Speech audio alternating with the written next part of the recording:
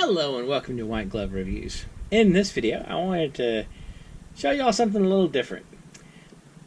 Every now and then, I get on a kick where I just want to look at various random things. And a while back, I decided I wanted to look at some of the more traditional, almost what you'd consider like grandfather pocket knives. Like the more traditional little case buck knives that you used to see, I don't want to say in the old days, but in the old days. And I want to share one of these with you. And this is the Hen and Rooster. And it's well, I'll show it to you. These are made in, I'm going to mispronounce that, but y'all can see that, right? Solingen, Germany. Ooh.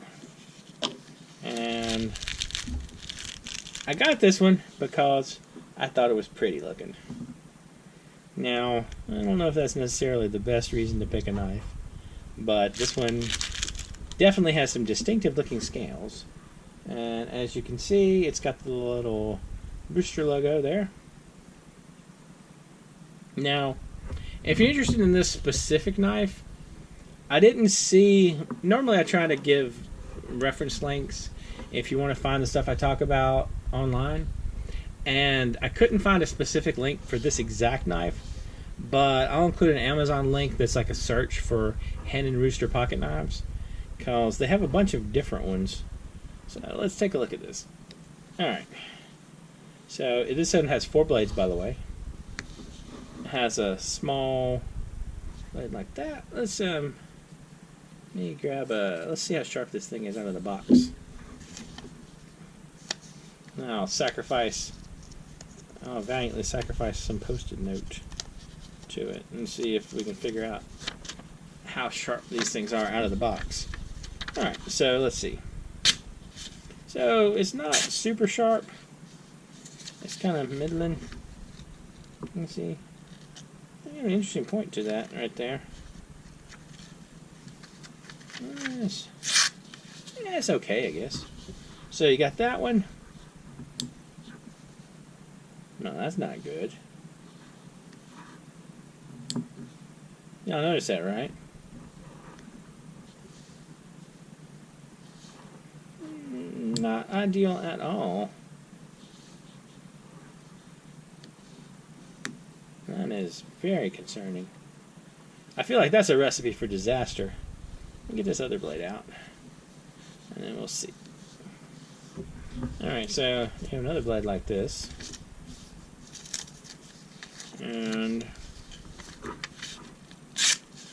that one seems pretty sharp. So here's the problem. This one goes in like this. So if that one hit this blade, then this one is gonna... Alright, let's look at this blade real quick. Oops. Look at this blade real quick. Okay. Y'all see the little... There's like, I don't know if y'all can see it on camera or not, but there's like a faint, almost a little angle right there. And I bet that's so this blade will angle in nicely with this one. The problem is this. And that is not ideal. So that's a big strike against this knife already. I gotta tell you, I'm glad it wasn't super expensive, because that's a deal breaker for me. Alright. And I can tell you, I just felt this blade move too when I got this one out. World's finest cutlery. Well, it's on the fence for me about how this one is so far. The blade's pretty sharp, but I'm concerned it's going to hit that blade. Alright, so this blade right here has another little like slanted edge to it right here that I'm assuming allows this blade to go in more smoothly.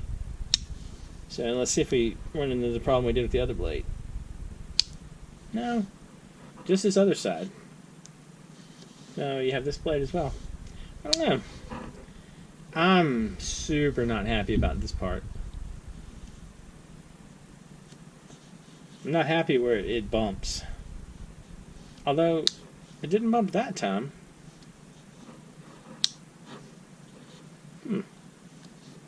You think it's one of those things where it only bumps the first time you take it out?